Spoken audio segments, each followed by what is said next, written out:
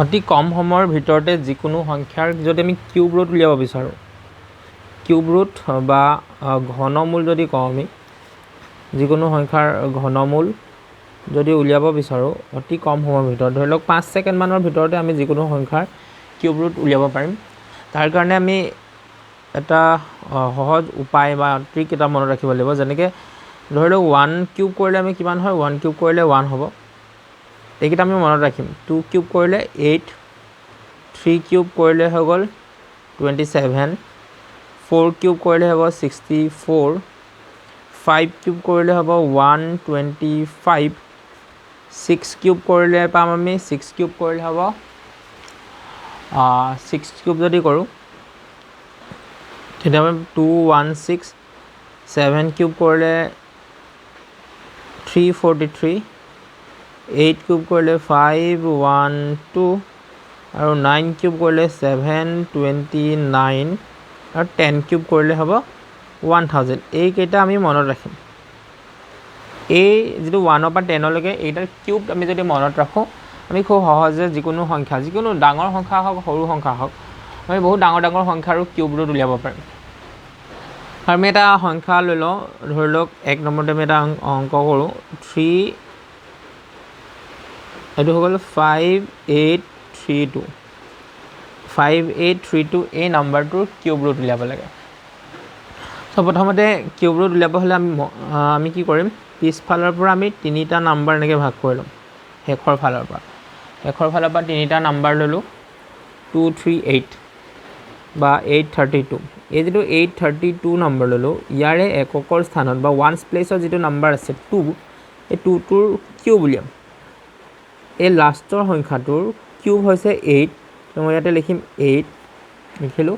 তাৰপিছত যিটো সংখ্যা থাকি গ'ল 5, এই 5 সংখ্যাটো 1 আৰু 8ৰ মাজত আছে, তাৰমানে 5 সংখ্যাটো 1ৰ ঘনমূল 1, 8ৰ ঘনমূল 2ৰ মাজত আছে, তাৰমানে 1 আৰু 8ৰ মাজত আছে। গতিকে 1ৰ ঘনমূল 1 হৈ গ'ল, 8ৰ ঘনমূল 2 হৈ গ'ল। এতিয়া 1 আৰু 2ৰ ভিতৰত আমি সদায় সৰু নাম্বাৰটো ল'ব লাগে। সৰু নাম্বাৰটো হৈছে 1, ইয়াতে 1 বহাই দিলোঁ। এতিয়া এই যিটো 18 পালোঁ, 18 হ'ব 5832 এই সংখ্যাটোৰ ঘনমূল বা কিউব ৰুট 18। সেইটো হৈ যাব এনচাৰ। ছেকেণ্ড আমি আৰু এটা নাম্বাৰ যদি লওঁ, ছেকেণ্ডত আমি লৈ লওঁ 1728 লৈ লওঁ আমি, 1728 ইয়াৰ আমি কিউব ৰুট উলিয়াম। কিউব ৰুট যদি উলিয়াওঁ তেতিয়া চাওঁ 1728ক আমি কি কৰিব লাগিব, প্ৰথমতে লাষ্টৰ ফালৰ পৰা মই ক'লোঁ, লাষ্টৰ ফালৰ পৰা 3টা নাম্বাৰ লৈ ল'ম। 3টা নাম্বাৰ একেবাৰে শেষৰ নাম্বাৰটো 8, 8ক মই ঘন কৰিলে কিমান হ'ব, 8 কিউব কৰিলে 512 হ'ব, 512, 8 কিউব কৰিলে 512। এই 512ৰ 2 সংখ্যাটো ৰাখিলোঁ, লাষ্টৰ যিটো সংখ্যা আছে সেইটো ৰাখিলোঁ। তাৰপিছত যিটো সংখ্যা থাকি গ'ল 1, 1 কাৰ কাৰ মাজত আছে, 1 1 আৰু 8ৰ মাজতে আছে বুলি ক'ম, মানে 1 ন, 1ৰ কিউব 1 হয় আৰু 8ৰ কিউবটো আমি সৰু সংখ্যাটো ল'ম 1। চ' ইয়াৰ এই সংখ্যাটোৰ ঘনমূল হৈ গ'ল 12। একদম সহজ হয়। আৰু আমি যদি ডাঙৰ নাম্বাৰ এটা লওঁ, যেনেকৈ আমি লৈ লওঁ 17576 এটা সংখ্যা ল'লোঁ, এই সংখ্যাটোৰ ঘনমূল উলিয়াম, কিউব ৰুট উলিয়াম। যদি এই কিউব ৰুট উলিয়াব লাগে তেতিয়া মই পিছফালৰ পৰা 3টা অংক এনেকৈ ল'লোঁ, ভাগ কৰি ল'লোঁ 3টা অংক ভাগ কৰিলোঁ, লাষ্টৰটো 6, 6ৰ ঘন সংখ্যা হ'ব 216, 6ৰ ঘন সংখ্যা 216, 216ৰ 6টো ল'ম, 6টো ল'লোঁ। থাকি গ'ল 17, 17টো কাৰ কাৰ মাজত আছে, 17টো 8 আৰু 27ৰ মাজত আছে। 8ৰ ঘনমূল হৈ গ'ল 2, 27ৰ ঘনমূল হৈছে 3। এতিয়া 2 আৰু 3 ভিতৰত কি ল'ব লাগিব, সৰু নাম্বাৰটো ল'ব লাগিব, 2 ল'ব লাগিব। গতিকে 26 পালোঁ, 26 হৈছে এই সংখ্যাটোৰ এনচাৰ। তেনেকৈ যদি আৰু মই চাওঁ, ধৰি লওক এতিয়া আৰু এটা সংখ্যা লৈ লওঁ মই 85184, 85184 এটা সংখ্যা ল'লোঁ আৰু ইয়াৰ ঘনমূল মই উলিয়াম।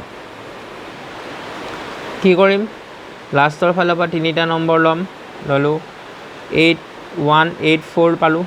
লাষ্টত 4 আছে, 4ৰ ঘন সংখ্যা আছে 64, 64ৰ মই এককৰ স্থানত থকা 4 সংখ্যাটো ৰাখিলোঁ। তাৰপিছত থাকি গ'ল মোৰ ওচৰত 85 85টো কাৰ মাজত আহিব 85টো 64 আৰু 125ৰ মাজত আছে এই যেটো 85 হয় 85টো কাৰ মাজত আছে 64 আৰু 125ৰ মাজত আছে গতিকে 64ৰ ঘনমূল হ'ল 4 আৰু 125ৰ ঘনমূল হৈ গ'ল 5 আৰু 4 আৰু 5ৰ ভিতৰত মই সদায় সৰু সংখ্যাটো ল'ম 4 সো লিখিলোঁ 4 আৰু 44 ইজ দ্য ৰাইট এনসাৰ যদি আপোনালোকে 44 * 44 * 44 কৰি চাই তেতিয়া এই সংখ্যাটো পাব 85184 এই সংখ্যাটো পাব আৰু এটা সংখ্যা চাওঁ আৰু ডাঙৰ সংখ্যা এটা চাওঁ যেনেকৈ লৈ লওঁ আমি 77868 এনেকুৱা পাৰফেক্ট এতিয়া এক্সামত যদি এনেকুৱা সংখ্যাৰ কিউব ৰুট উলিয়াব দিয়ে তেতিয়া সদায় পাৰফেক্ট কিউবেই দিব মানে যিটোৰ ঘনমূল আমি উলিয়াব পাৰিম তেনেকুৱা সংখ্যাই এক্সামত দিব এতিয়া এই সংখ্যাটোৰ ঘনমূল উলিয়াবলৈ সেই আগৰ দৰে আমি কি কৰিব লাগিব লাষ্টৰ ফালৰ পৰা আমি তিনিটা নম্বৰ লৈ ল'ব লাগিব তিনিটা নম্বৰ ল'লোঁ আৰু এককৰ স্থানত 8 আছে 8ৰ আমি চাওঁ 8ৰ ঘনমূল 8ক যদি আমি কিউব কৰোঁ কিমান পাওঁ 512 পাওঁ 512ৰ ভিতৰত আমি এককৰ স্থানত থকা 2 সংখ্যাটো ল'ব লাগে জাষ্ট 2টো ল'লোঁ বাকী এই তিনিটা সংখ্যাৰ কাম সিমানতে শেষ তাৰপিছত কি হ'ব এতিয়া থাকি গ'ল 778 778 এই সংখ্যাটো কোনকেইটা সংখ্যাৰ মাজত আছে 729 আৰু 1000ৰ মাজত আছে 729 আৰু 1000ৰ মাজত এই সংখ্যাটো আছে গতিকে 729ৰ ঘনমূল হৈ গ'ল 9 আৰু 1000ৰ ঘনমূল 10 আমি সদায় সৰু সংখ্যাটো ল'ম 92 তেতিয়াহ'লে এই সংখ্যাটোৰ ঘনমূল হ'ব 92